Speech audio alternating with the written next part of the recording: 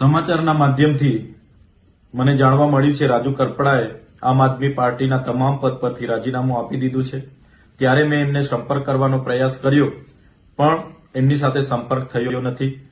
હું જ્યાં સુધી રાજુભાઈને ઓળખું છું ત્યાં સુધી એ ખેડૂતોના મજબૂત નેતા છે।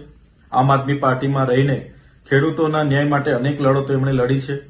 એમાંની એક લડત બોટાદ કડદા પ્રથા નાબૂદ કરવા માટે એમણે હળદરમાં આંદોલન કર્યું। એ દરમિયાન એમને 100 દિવસથી પણ વધારે જેલમાં પણ રહેવું પડ્યું। ત્યારે આ ભાજપ સરકારની નીતિ રહી છે કોઈ પણ વિપક્ષના નેતાને ડરાવવાનું, ધમકાવવાનું, દબાવીને કઈ રીતના એમના તરફે લઈ જવું, કઈ રીતના આંદોલનને દબાવી દેવું, આંદોલનને તોડી દેવું, એ જ નીતિનો ઉપયોગ એમણે આ વખતે રાજુભાઈ કરપડા પર પણ કર્યો છે। જેના વશ થઈને રાજુભાઈ કરપડાએ રાજીનામું ધર્યું હશે એવું મને લાગી રહ્યું છે। જે પ્રકારે આમ આદમી પાર્ટીએ પૂરા ગુજરાતમાં ખેડૂતોની સાથે રહીને જે લડત આખી ઊભી કરી છે, લડત આજે પણ આમ આદમી પાર્ટી લડે છે અને આવનારા દિવસોમાં પણ લડવા માટે આમ આદમી પાર્ટી કટિબદ્ધ છે।